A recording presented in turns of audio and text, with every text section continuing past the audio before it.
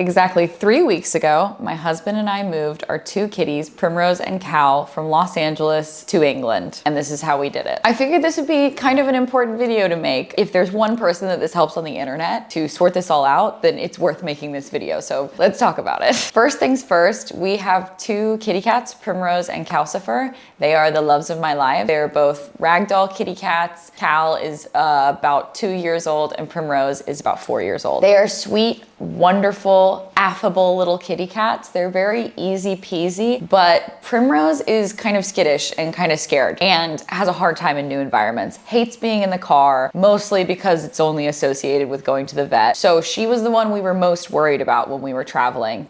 Cal is super easy. He is one of those kitty cats that might complain and meow at first for being in the car, but very quickly gets acclimated to the space that he's in and is usually pretty okay. When we realized that we were going to have to move the kitties over to the UK as we were moving to London, when we knew it was gonna happen, Will immediately started going into every Facebook group, every subreddit, trying to make sure that he had as much information as possible to make this as easy for us, but also as legally stringent as we could be. So to start off, why would this be hard in the first place? Can't you just fly with your cats to London? No, apparently no. Can someone fix that? The UK has eliminated rabies, which is amazing, but that means that they are very cautious when allowing pets to come into the country. So you need health certificates approved not only by your vet, but also by the USDA to be allowed into the country. Those health certificates are supposed to validate the fact that you have a valid rabies vaccine and also that you have healthy pets that don't have anything wrong with them. Completely understandable. Also, you need to have your kitty cats microchipped, which makes sense. They will check the microchip at the border of the country that you're going into. The thing that's irritating about all of this is that I wouldn't mind having to have health certificates. I wouldn't mind having to make sure that my kitties are up to date on their vaccines, but you can't travel with them on a plane even if you have those health certificates directly to the UK. You have to take a separate mode of transportation to get into another European country or a country close by that has relatively easy pet laws. And then you have to go from that place to the UK. As far as we understood it, you also couldn't go by Eurostar, which I thought would be an easy way through. But you can't travel with pets on the Eurostar. Maybe certain lines you can, but not the line that we were going to be taking from Charles de Gaulle to London. So once we had them all checked up at the vet and they were found to be healthy and fit to fly, we requested those health certificates. When you're requesting pet certificates, they have to be notarized 10 days before you travel. Like you have to travel within 10 days. This is for cats specifically. So we had all of these like really stringent lineups that we had to make. You also have to have your rabies vaccine for a certain amount of time before it can be validated by the health certificate. So again, I implore you, if you are about to do this, please go on every subreddit, go on every Facebook group to make sure that you have this all under control and you know exactly what you need to do. One Facebook group that was especially helpful was this one. I don't remember the name off the top of my head, but I'm a member of it, so is Will.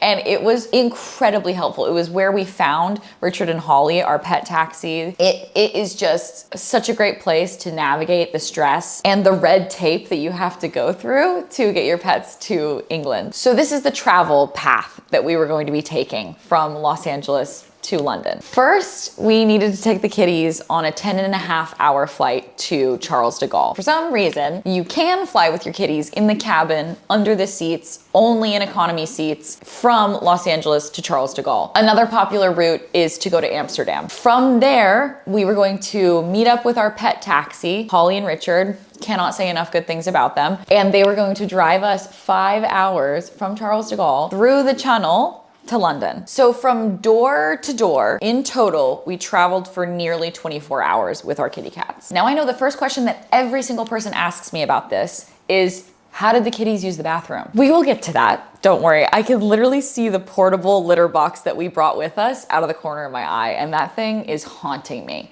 Now, before we get into the rest of the story, let me just take a brief break to thank our sponsor of this video, BetterHelp. Obviously, this has been an incredibly stressful time for us, and what better way to relieve some of that stress but to talk to someone. Maybe, perhaps, in therapy. Therapy is so important in stressful situations like this. And that's why BetterHelp is the sponsor of this video. They're on a mission to make starting therapy easier. BetterHelp is a platform where therapists and their clients can communicate effectively and get the most out of therapy. Starting therapy is super easy with BetterHelp. You just need to fill out a questionnaire and you'll match with a therapist in as little as a couple days. One of the best features of BetterHelp is that if your first therapist doesn't feel like the right fit, you can easily switch to another one until you find someone that you really connect with. They carefully make sure that the therapists on the platform are well qualified, and their customer support team is there to help you if you have any questions. If you're struggling and think you'd benefit from a therapy session, you can click the link down in the description, or you can go to betterhelp.com/rose and get 10% off your first month of therapy. Thank you to BetterHelp for sponsoring this video. Let's get back into the story. Once we knew what our route was, the number one thing that Will and I cared about was making sure the kitties were at least somewhat comfortable. It is heartbreaking not being able to tell your kitties what's about to happen. One avenue that people like to go down to make their pets comfortable is to sedate them. There is a pretty common sedation drug. I think it's called gabapentin. One thing I will say though, if you are considering that route, if you are considering traveling with a pet at all, ever, and wanting to sedate them, I implore you, test the sedation before the trip. I have heard horror stories of people giving their dogs or their cats gabapentin and them having seizures, them reacting really poorly to the medication, and then you have to rebook the entire trip. And it's so expensive up to that point anyway, and so much time and so stressful. The last thing you wanna do is have something go wrong with the medication on the day. I recommend asking your vet what the proper dose is, taking half of that dose and trying it a couple weeks before your trip. Then you can see how your pet reacts, if they react at all. If it feels like they're getting the full force of it, then you don't have to up the sedation. If you feel like they're not sedated enough, you can go to the full dose. We basically tricked Calcifer into taking the drug 2 weeks before just to see. We also managed to drug Primrose and it was okay. We had those little churu pops that we used. We mixed them in with like raw treats, and then we also put like the powder. We opened the pills and put the powder in. They got wise to that, which was super fun when we realized that we weren't gonna be able to sedate them on the day. Well, we could shove a pill right down Calcifer's throat because he's, again, so malleable and easy. Primrose, I love her to death. She's a cold bitch. She will not take a pill. We got a pill shooter. We put it in paste and then tried to rub the paste on her gums. We did everything we possibly could, and she would physically like spit everything out. Everything we gave her would come back up. It was so frustrating. So on the day of travel, even though we had tested it and we knew it was okay for her, we decided to not sedate Primrose. Looking back on it, I wish we had been able to, because I think it would have alleviated her of a little bit of stress, but it wasn't the worst case scenario. She still did really, really well. After going to the vet multiple times to get the health certificates, finally receiving the health certificates, we realized that we were traveling on the 9th day that was viable for the health certificate. And you only have a 10-day window to use that health certificate. So we were like, oh, we're gonna be flying on the 9th day. Nothing can go wrong. If we get stuck in Charles de Gaulle, if we get stuck in Europe and we have to wait 2 days, that health certificate from Europe to the UK would be invalid. Both of those border crossings were super easy for us. It wasn't something that was particularly stressful. The France to UK check of our health certificates was a much more robust look over than the one that happened from America to France. They like didn't even look at our papers from America to France, which is fine, not mad about it. We still had them prepared just in case, and you should never, ever, ever, ever rely on someone not doing their job right to get your pets to a different country.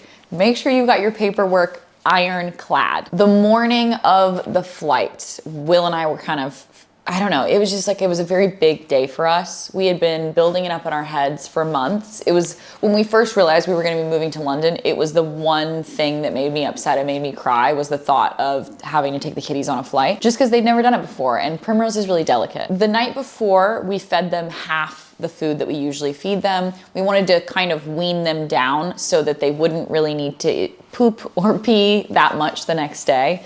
Because we knew it was going to be a big travel. Will had also purchased a portable litter box. We brought litter with us that we could pour into the litter box. And we also had a little mini scoop. We had that ready to go just in case. We had also put that litter tray down next to their other litter boxes, filled it with litter to see if they would use it. They never used it at the house. So we were like, okay, they haven't really associated this thing with pooping in it. So I don't think you're gonna poop in it in Charles de Gaulle's busy hallways. But we brought it just in case. The real reason we brought it was just in case we got stuck somewhere. If we ended up in a hotel somewhere in Europe and like needed them to be able to use the bathroom somewhere, then we had that backup just in case. But I knew the kitties were gonna be too nervous and too reticent to use it on an airplane or in an airport. Cats especially are very, very, very good at holding it in until they get to a comfortable place, which is exactly what happened. Oh, the other thing is the carriers. You have to have the carriers be a certain dimension, so you gotta make sure that's on point. Your cats also have to weigh a certain amount. Again, our airline that we went with, Delta, shouts out Delta, did not weigh the cats, which is fine because they were under the weight that was necessary anyway.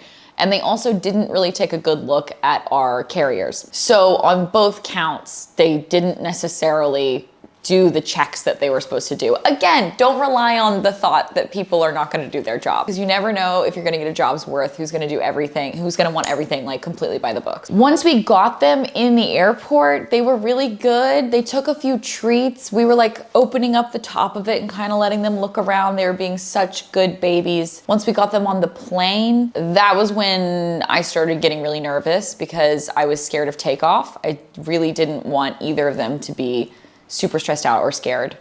And once takeoff happened, I actually burst into tears because I was just so relieved that it was over. Sadly, the only thing I will say that was nerve-wracking for the entire flight was that Primrose started drooling at takeoff. And I think it was just because she was really anxious, and it broke my heart. So that made me really sad. And also I was worried for her because I didn't want her to like have a heart attack or, you know, anything because she was anxious on the plane.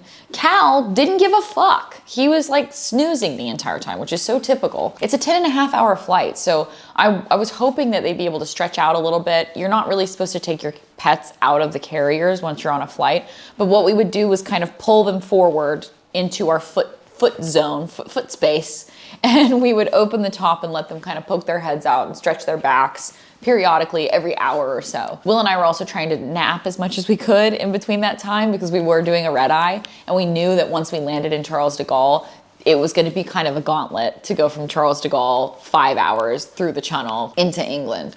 So we were kind of like mentally prepping ourselves to know that like once we landed, we weren't done yet. You know what I mean? So the whole flight, the kitties are so good. At one point, Cal is taking a few treats. Primrose doesn't eat anything the whole flight, which is fine. We also brought water just in case they needed water, etc., etc. They never took any food or water. They were well fed the whole week running up to it, and we knew right when we landed, we were gonna put them in front of a water fountain and a litter box and some food. So that's all we were thinking about. Once we landed in Charles de Gaulle, it was really smooth getting the kitties through border control and all of that. None of that was a problem. Obviously, all of our stuff was airtight, so that's great. We met up with Richard and Holly, who took us in their van, and we set up Primrose and Cal in the middle console while Will and I sat on either side, and we would just kind of periodically let them, you know, air out, let them poke their little heads out. And the cool thing is that we went on under the Chunnel. So I'm just under the sea right now, just living life. And I'm in a van that's just held under the sea right now. What happens is you get put onto like, what do you call those? Like a cargo crate. Like you drive into a cargo, like a giant cargo container that has little tracks on it. And then your car sits in this giant cargo container, and you can like get out and walk around the cargo container. There are bathrooms in the Chunnel. I don't know what I thought it was gonna be like, but it was a really cool, unique experience. I would say it was one of the highlights, which is really funny. I'm sure to anyone who does it all the time, it's like no big deal. But to me, I was like, whoa, this is crazy. You know, I think at that point when we were in the Chunnel, Will and I were a little slap happy. We were tired. We hadn't pooped all day and the kitties hadn't pooped all day. And it was getting dark in England as we were driving home. We had stopped a few times for sandwiches and for snacks and stuff. And during all that time, the kitties never wanted to eat anything. Again, never wanted to drink anything. So we just sort of said, you know what? They're just not gonna do it until we're somewhere safe. Another big thing that we did before we left was we sent Will's mom their comfort food that they had in America, Feel Away diffusers. Will's mom so sweetly prepped the entire house for the kitties. We had a litter robot set up for the kitties before we came in. We had Feel Away diffusers in almost every single room, the same Feel Away that we used in America. So like the exact same formula, everything. We had as many creature comforts from the US as we possibly could brought to the UK. Because, you know, it's different. Like, we don't have the same food available here. So we had to really kind of strategize a lot of that stuff. So that's exactly what we did. And when we drove in, Will's mom had kind of prepared a smaller room in the house for the kitties to explore independently. We could close the door on them. It had the litter robot in there. It had food in there. It had water, a water fountain that they had used in the US, in the UK. It sounds so silly, but I put my baby blankets in their room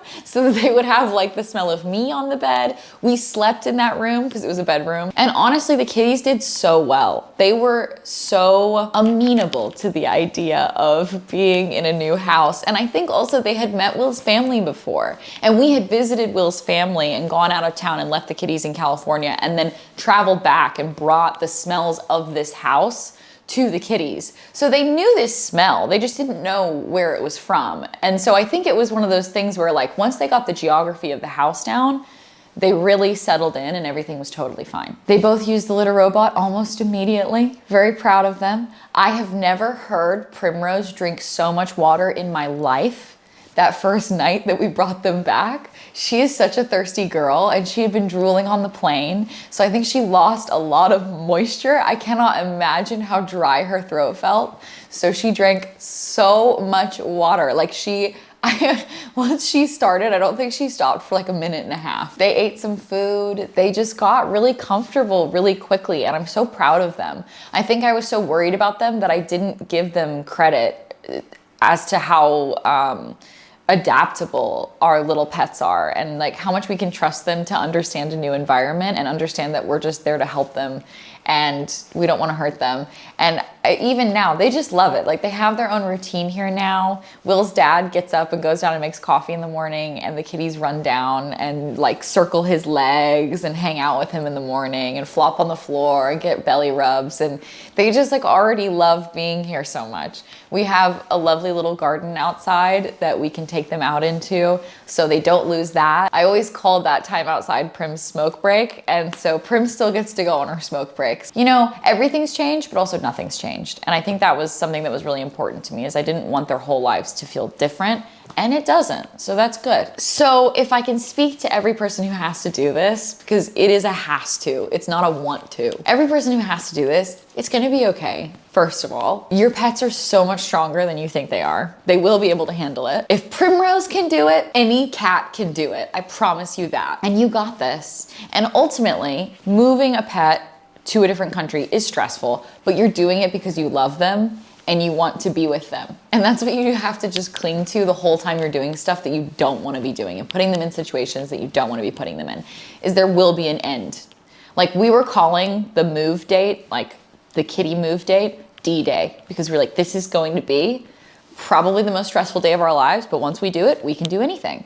And we did it. And we can do anything. And you can too. Anyways, again, enormous shouts out obviously to Will for doing all of this because he basically took on the bulk of the stress of this move and the move with the kitties specifically. He handled the health certificates. He made sure we were at the vet when we needed to be at the vet. He made sure that the rabies vaccines were checked. He brought a separate scanner to make sure that their microchips would scan at the border.